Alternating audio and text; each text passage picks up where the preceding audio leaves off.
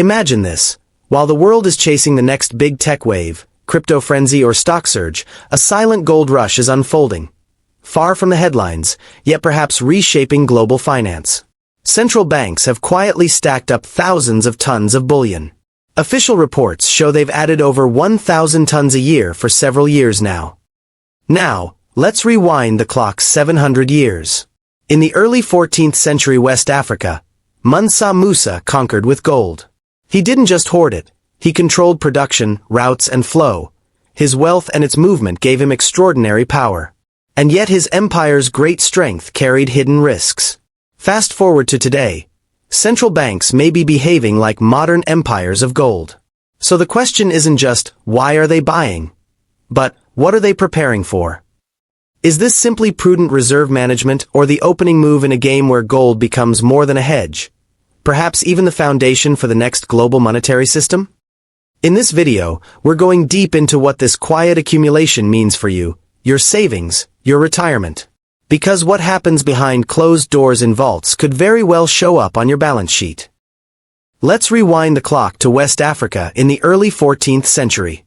Mansa Musa, ruler of the Mali Empire, amassed such vast quantities of gold that his 1324 pilgrimage to Mecca became legendary.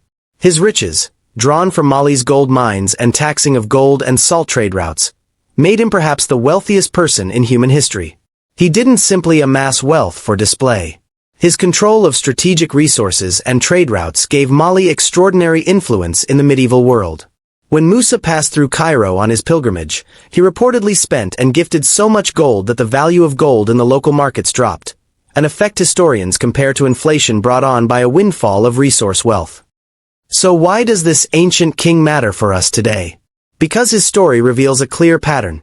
Accumulation of a strategic resource, dominance in trade and finance, systemic risk introduced by dependence on that resource. Just as Mali's dominance was built on gold, the modern world's reserves may be built on gold likewise, and the risk is real. Now fast forward to today. Central banks across the world are quietly, but purposefully, buying gold again. According to the World Gold Council, in Q1 2025 central banks added 244 tons of gold, and 95% of central banks surveyed expect their gold reserves to increase in the next 12 months. Emerging market central banks such as those in Poland, Kazakhstan, Turkey and India are among the most active, increasing their holdings while many Western banks remain steady. Why the rush? Several reasons. Diversification of reserves, hedging against currency risk, concern over the US dollar's dominance, and geopolitical uncertainty. The quiet accumulation may not be benign. It could be a strategic repositioning of global financial power. If Mansa Musa's gold made Mali powerful, today's gold reserves could make or break nations. And that makes them relevant to you. The key question is this. Are central banks simply securing their balance sheets, or are they signaling a looming structural shift in the global monetary system? If they're simply hedging risk, the effect may be limited. But if they're preparing for a new system, perhaps one less anchored in the US dollar, then today's gold accumulation becomes a harbinger of major change. Risk Scenario 1. Shift away from the dollar reserve system. Data show that many central banks expect their gold holdings to rise while expecting their dollar holdings to drop. If gold begins to displace the dollar or US Treasury assets as a reserve anchor, the implications ripple far beyond bullion. The value of dollar-based assets, stocks, bonds, even retirement funds, could be at risk. Risk Scenario 2.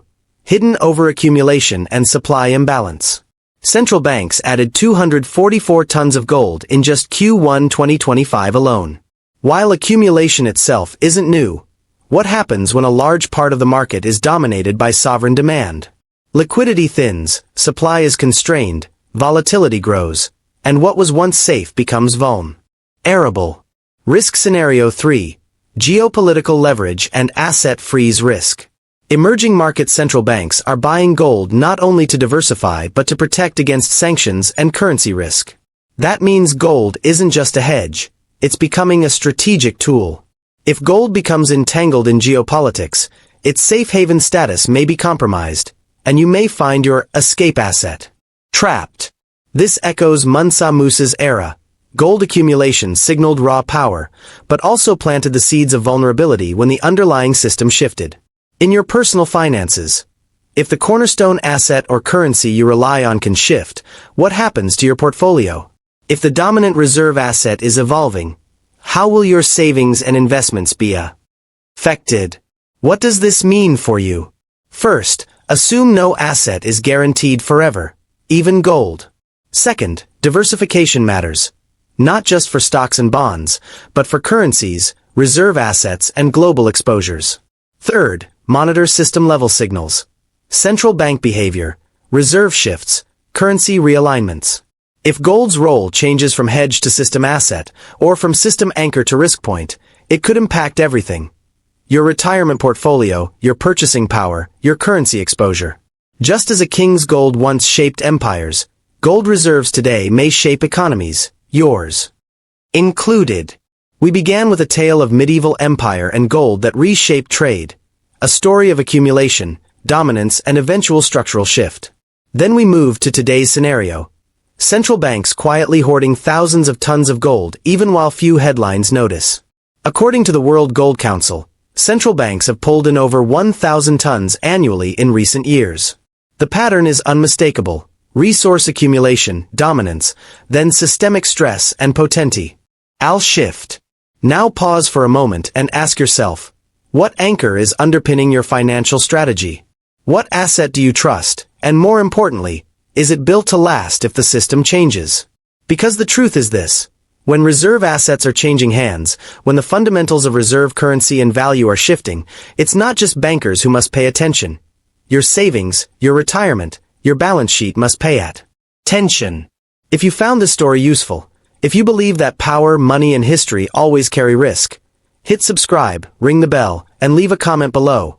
Which asset are you relying on, and are you truly ready if the rules change?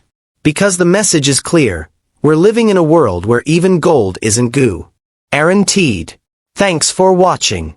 Stay alert, stay diversified, and above all, stay prepared for the moment when the anchor you trusted stops being safe.